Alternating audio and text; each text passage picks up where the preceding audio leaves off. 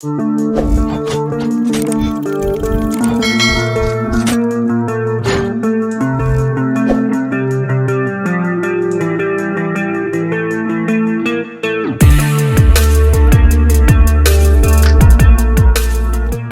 guys, welcome back to the channel. Today we're going to be doing our wire run for replacement of the comms cable. It's basically like a little Android style cable with two detents in the top, and these detents go bad over time and you'll start getting a communication error between your programmer and the actual box that it communicates with to the engine. So we got a couple of these in from Raceme Canada, and we're going to get these installed. There's nothing wrong with this plug itself in the programmer, so just know if you guys get an error or a communications error, it's probably your detents on the top. We've had these for about, well, these ones are new, but we've had the other one for about 4 or 5 years, and the detents just stop holding it in place, so it doesn't lock into place anymore. All right, so in addition to this, we've got some goodies that we'll be installing here later on. So we've got some exotic performance head studs, and then we ended up ordering an airlift load lifter 7500 XL for our hauling of our fifth wheel camper. So stay tuned for that. It'll be coming up here in the next couple weeks, and getting these things squared away on the truck as far as clamping force and leveling.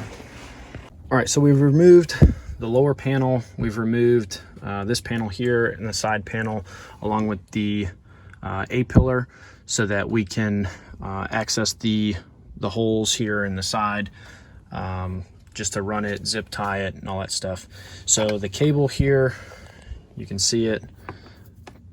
This one comes into this side down here, plugs in, and then the other side plugs into the programmer. This is the side that we're having some issues with.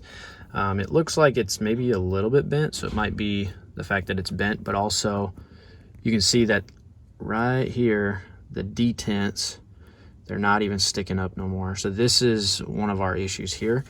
This one's kind of been in place for a while, and it was kind of zip tied and whatnot, so it's a little bit better. But you can see where the detents are, they just aren't sticking up, so they're like non-existent on this one.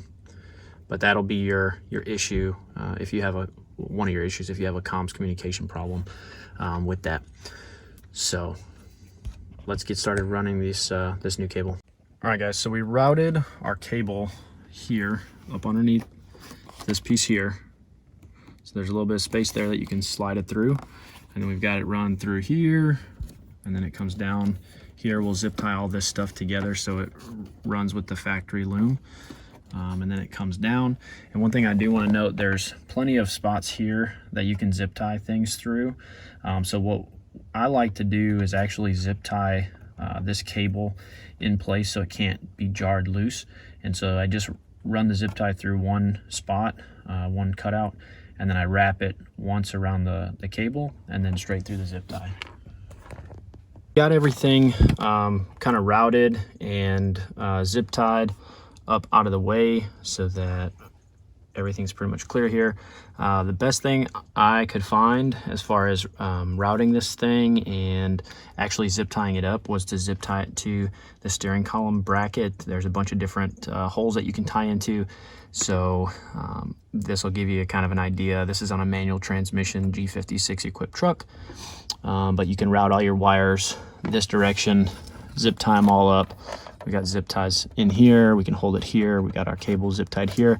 This will be the port for the EGT probe once we get that actually squared away. And then we just tried to zip tie as best we could back up in here, so everything's out of the way. We did route all of our wires down here. So this boot right here would be what if you had an automatic, this is where your shift cable goes through. So just so you know, that's where that goes, because your clutch pedal wouldn't be here. So on a manual transmission truck, it's a blank. So what we did was we drilled it, cut it, and then we ran all of our wires through there behind the floor padding, and that hides the wires, and then they come around over this direction, then up. So it does a really nice job of hiding your wires and keeping you from smashing them with the clutch pedal. The last thing we got left to do is put this panel back on, attach it with the two, I believe they're 7mm screws that we got here.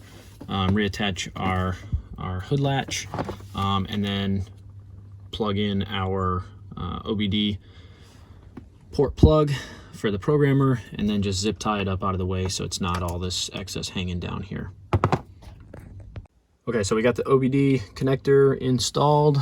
We got it just zip tied up to one of the other zip ties. So loads of zip ties, but it works. It holds it in place, and it doesn't let it fall by your clutch pedal or anything like that. So let's start it up and see if everything works the way that it should.